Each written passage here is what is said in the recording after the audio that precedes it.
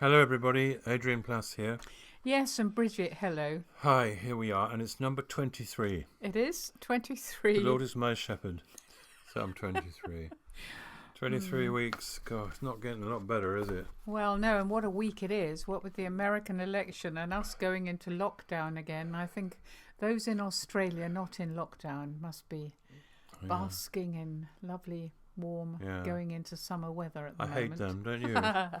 No, I don't. I love them very much.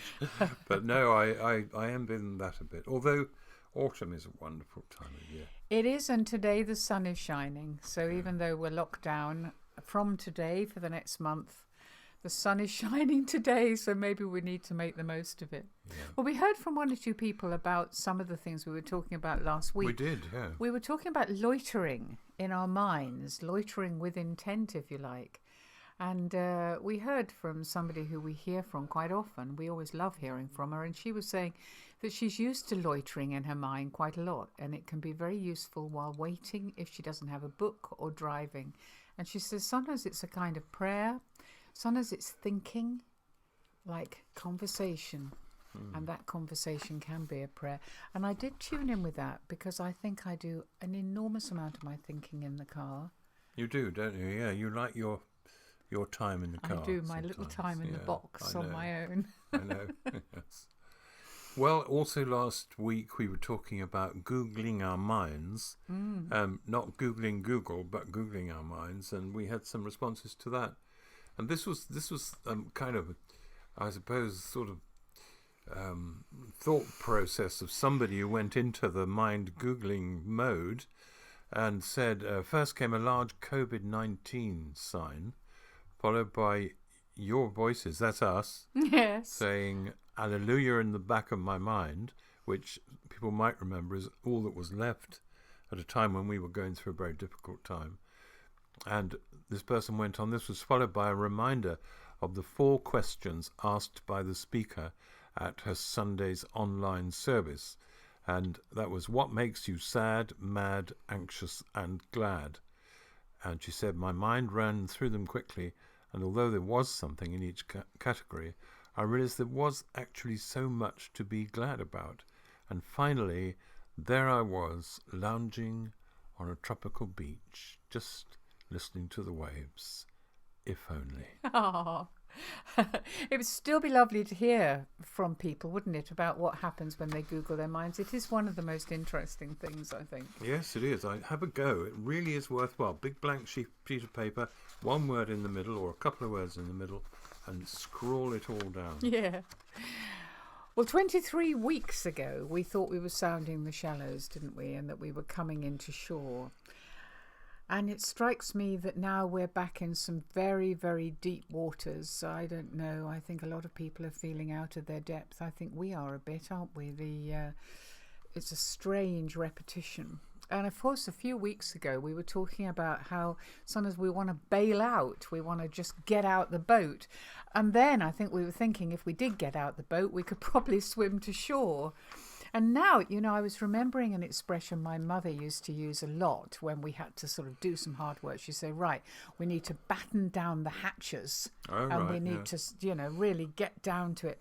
And I was thinking about that and I looked it up because I thought it's another of those expressions that we kind of know what it means to batten down the hatches and see out the storm. And I realised I didn't think I really knew what they were. So you didn't Google your mind? No, I didn't. I Googled Google. Do you know what it means? No. Well, the hatches apparently are hatchways that were commonplace on sailing ships, and they were normally open or covered just with grating to allow ventilation for the lower decks, which I'd never thought of. But in order for the people, the poorer people who'd be in the lower decks to be able to breathe at all, they needed to have it open. But when the bad weather was coming, they covered the hatches with tarpaulin and then they stretched the cover with wooden strips known as battens to prevent it from blowing off. Ah, hence battening down the hatches. And right. When I was Googling this, I discovered something else. Now, this is not an opportunity for you to sing, Adrian. Oh, but I discovered people will be very disappointed. They will actually. But that, in 2012, Bob Dylan wrote a song all about the Titanic, and in it are the lines: "They battened down the hatches, but the hatches wouldn't hold." And you know what I found that quite scary, thinking that that's what we're doing at the moment. We're battening down the hatches, and will they hold? Will COVID start decreasing? The waves, this horrendous storm. But also things like mental health. Absolutely. People hanging on to their sanity, but especially those on their own. And the Titanic. I mean, for me, since I was a child, we had a book called 25 Years. And it detailed all the stuff that had happened for the 25 years before that. And I think it began with the Titanic, with black and white pictures of the ship and the people and things that happened in connection with it. And it's been a dark thing in the back of my mind all my life. And seeing the film about the Titanic, there was that dreadful moment when all the people who are running the ship, the captain, all the others, and the person who designed it, standing round a huge table with an atmosphere of chilled horror as they realised what was going to happen. And there was a rumour, wasn't there, about some meeting in government where that same chill occurred as people realised that something had to happen. Otherwise it was going to be absolute disaster.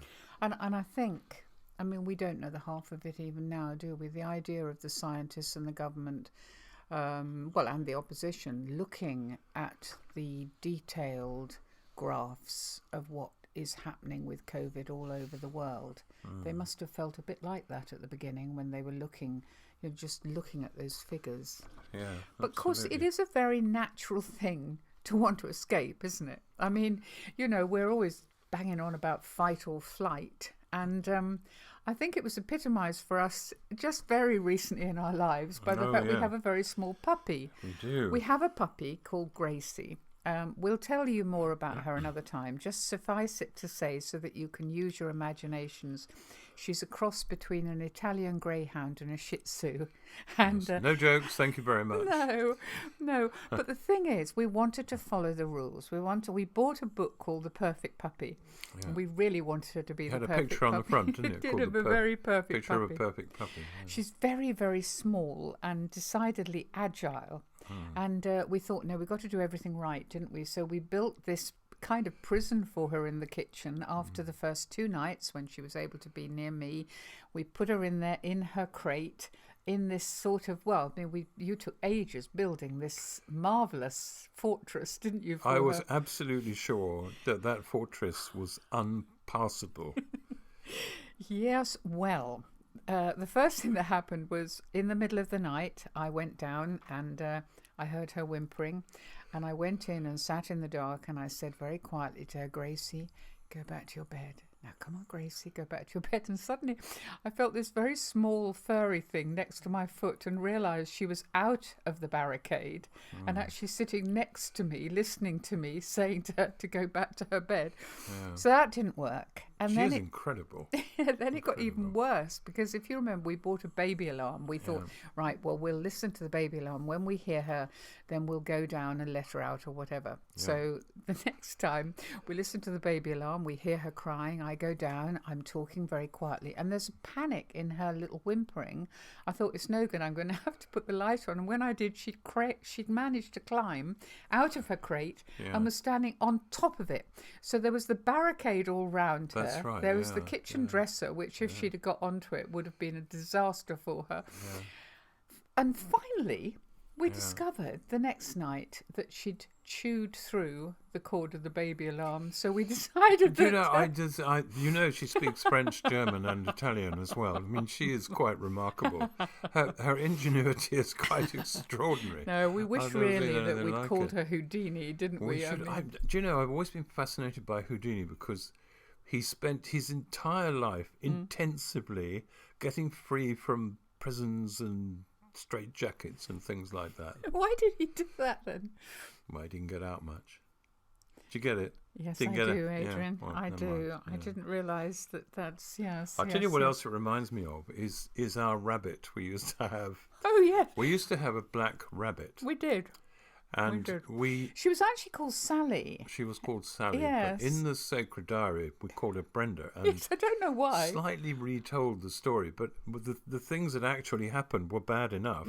I mean, do you remember in the garden? We were in the garden and we were but gardening, or some I wouldn't have been gardening, but you were gardening and I was sitting around or something. She had a pen, a sort of run in the garden. She did. She?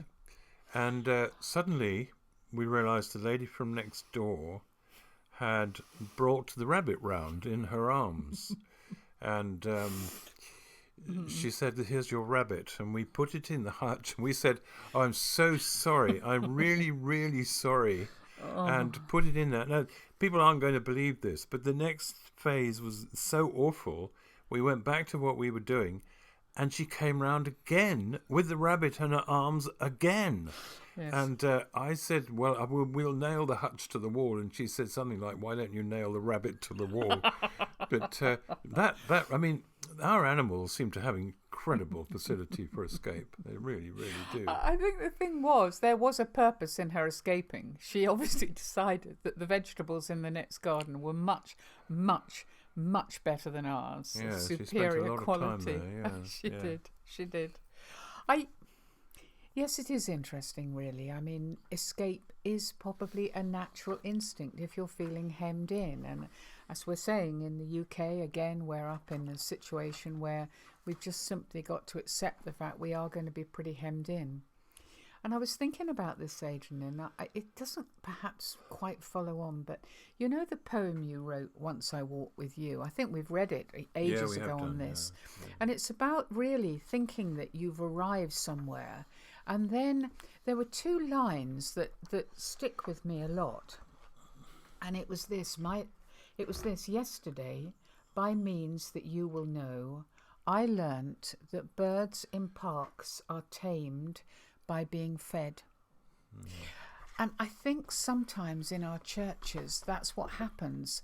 We may arrive with all sorts of things and feelings and then somehow we're fed. We're fed by teaching, we're fed by singing, and we become almost tamed, I think, really. Yeah, well, I've tried to think about that. I mean, it's something that I've thought about you've been thinking, all my life. Absolutely, really, all your writing. Yeah, that's right. And one of the verses from the Bible which is absolutely central to me is John 8:32. See how quickly I knew that. I think most of us might know that one. Truth will set you free. And I can't help wondering how much people would be able to handle freedom. Real freedom. The sort of freedom Jesus is talking about.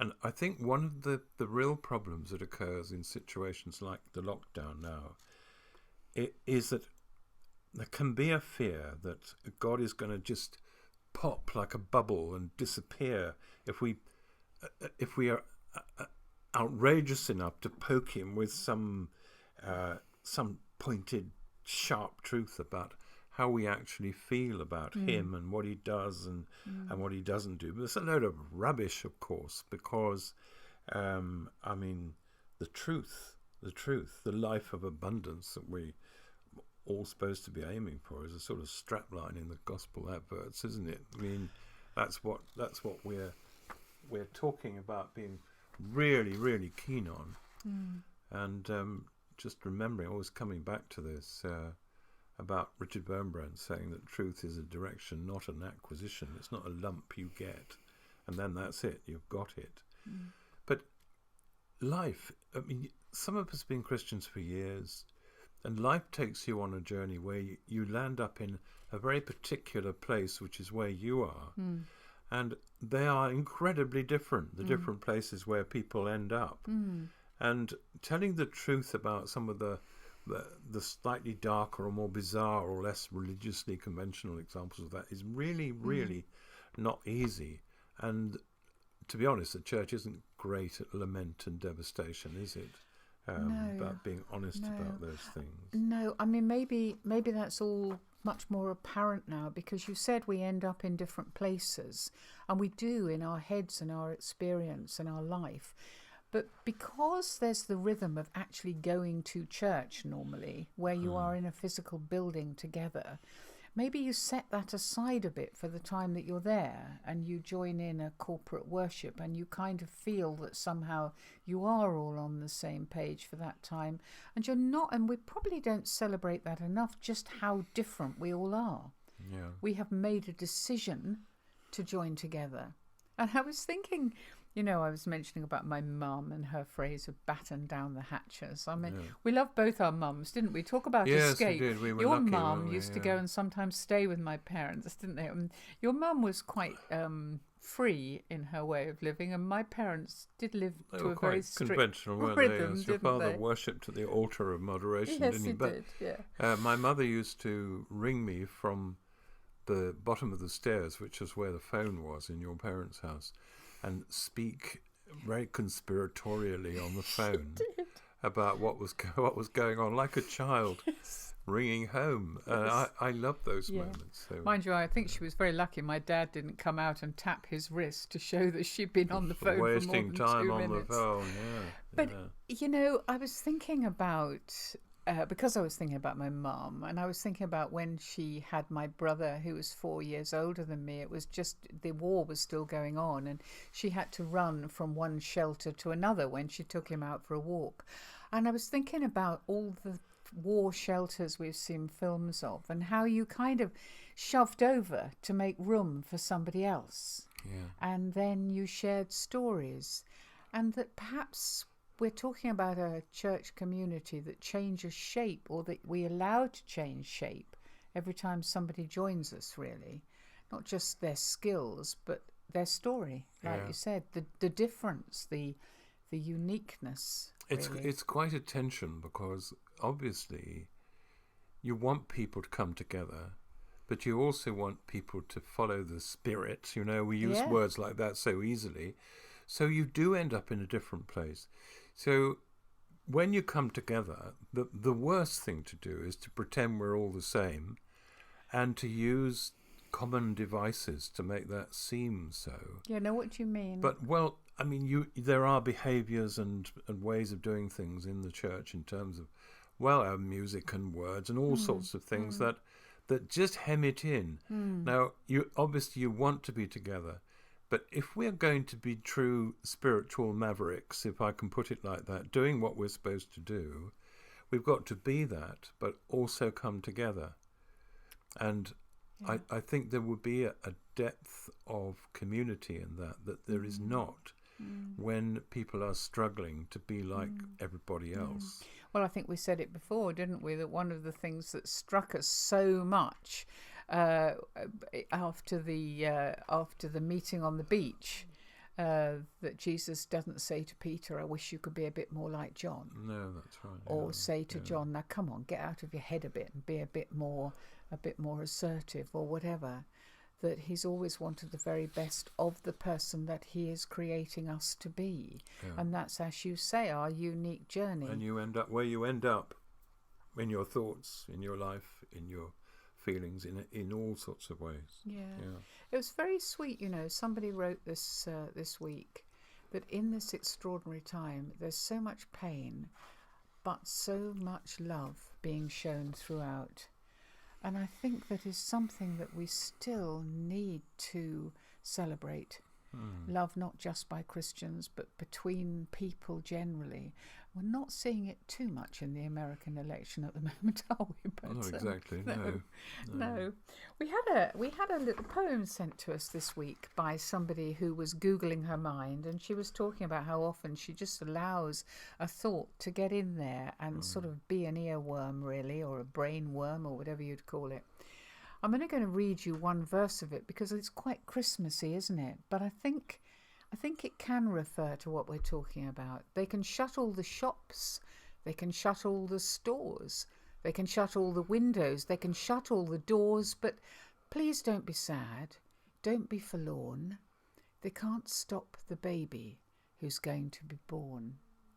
And I was thinking, at that moment when a baby knows it's going to be born, there's no stopping it. It's going to come out. We're going to have one, aren't we, in January? Well, we're not having one of our own, Well, our daughter's going to have one. But the thing I'm thinking is that it's more, it's all sorts of things, isn't it? It's those ideas. New ideas. It's not even just ideas. It's objections to things. It's anger.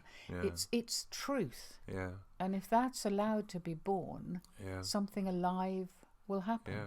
There's a thought. Let the truth be born. And that I hope that's not a light thing to say, because it's difficult. It can be difficult for people. And I was also, and I always, do you know, all my thinking always arrives back at Gethsemane I know. in the end, because it's the time when Jesus tried to escape. And by that I mean, and it says in the Bible, he was very worried, very distressed, and he said at one point, "My grief is so great that it almost crushes me." Would you say he tried to escape, or just that he yearned Well, he to asked escape? if he could be let off, Yes. didn't he? He asked if it was possible Yeah, he did. to avoid what he knew was coming, and we can't quite understand that the depth of that, the pain that he was about to face. No. But whatever it was, he was saying to his Father, if there is a way of getting out of this, is it possible for me to find that? And the answer was no, it's not. And so because that was why he was there, he did what he was asked to do and went ahead to the cross. But you've always been so glad that he expressed some of those feelings, haven't you? Oh, it's such a really, I think it's a great gift we're to allowed, us. We're allowed for those babies to be born. The truth of despair, disappointment, anger, as well as joy and all the other lovely things. But it is hard. I mean, to going back to Jesus very briefly, to stand in the garden of the tomb after he was no longer dead but alive, and to be able to say, I escaped. Yeah. I came out. It was right. It was true. It's good. Yeah. That's the great hope we have for all of us. It's so tough at the moment. Yeah. It's so it tough. Is. We have to look after each other, don't we? We really, really do. Yeah. Yeah. Yeah. And we'll see you next week. We will. Yeah. Bye-bye. Bye-bye.